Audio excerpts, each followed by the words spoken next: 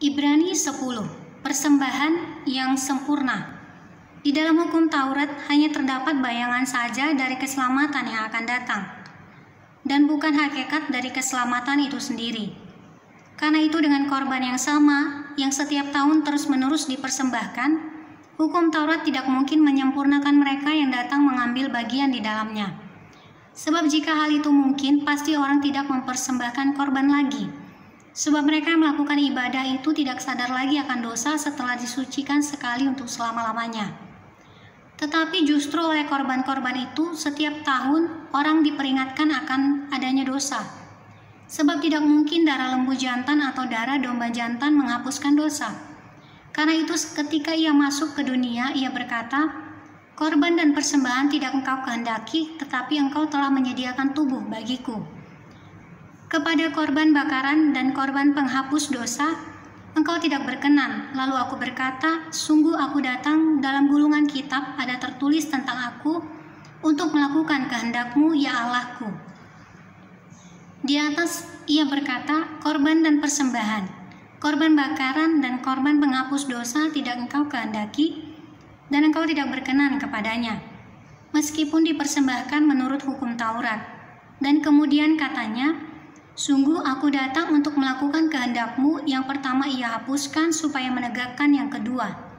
Dan karena kehendaknya inilah kita telah dikuduskan satu kali untuk selama-lamanya oleh persembahan tubuh Yesus Kristus. Selanjutnya setiap imam melakukan tiap-tiap hari pelayanannya dan berulang-ulang mempersembahkan korban yang sama sekali tidak dapat menghapuskan dosa. Tetapi ia setelah mempersembahkan hanya satu korban saja karena dosa, ia duduk untuk selama-lamanya di sebelah kanan Allah. Dan sekarang ia hanya menantikan saatnya di mana musuh-musuhnya akan dijadikan tumpuan kakinya.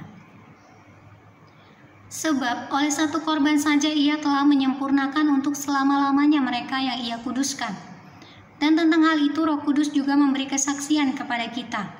Sebab setelah ia berfirman, "Inilah perjanjian yang akan kuadakan dengan mereka sesudah waktu itu," ia berfirman pula, "Aku akan menaruh hukumku di dalam hati mereka dan menuliskannya dalam akal budi mereka, dan aku tidak lagi mengingat dosa-dosa dan kesalahan mereka."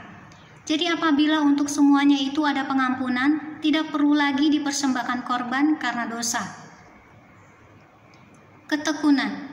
Jadi saudara-saudara, oleh darah Yesus kita sekarang penuh keberanian dapat masuk ke dalam tempat kudus. Karena ia telah membuka jalan yang baru dan yang hidup bagi kita melalui tabir, yaitu dirinya sendiri. Dan kita mempunyai seorang imam besar sebagai kepala rumah Allah. Karena itu marilah kita menghadap Allah dengan hati yang tulus ikhlas dan keyakinan iman yang teguh, oleh karena hati kita telah dibersihkan dari hati nurani yang jahat, dan tubuh kita telah dibasuh dengan air yang murni. Marilah kita teguh berpegang pada pengakuan tentang pengharapan kita, sebab Ia yang menjanjikannya setia. Dan marilah kita saling memperhatikan supaya kita saling mendorong dalam kasih dan dalam pekerjaan baik. Janganlah kita menjauhkan diri dari pertemuan-pertemuan ibadah kita, seperti dibiasakan oleh beberapa orang. Tetapi marilah kita saling menasehati dan semakin giat melakukannya menjelang hari Tuhan yang mendekat. Sebab jika kita sengaja berbuat dosa sesudah memperoleh pengetahuan tentang kebenaran, maka tidak ada lagi korban untuk menghapus dosa itu. Tetapi yang ada ialah kematian yang mengerikan akan penghakiman dan api yang dahsyat yang akan menghanguskan semua orang durhaka. Jika ada orang yang menolak hukum Musa, ia dihukum mati tanpa belas kasihan atas keterangan 2 atau 3 orang saksi.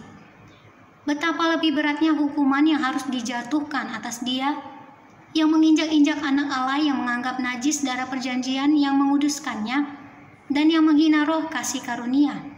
Sebab kita mengenal Dia yang berkata, "Pembalasan adalah hakku. Akulah yang akan menuntut pembalasan." Dan lagi Tuhan akan menghakimi umat-Nya. Ngeri benar kalau jatuh ke dalam tangan Allah yang hidup. Ingatlah akan masa yang lalu sesudah kamu menerima terang. Kamu banyak menderita oleh karena kamu bertahan dalam perjuangan yang berat.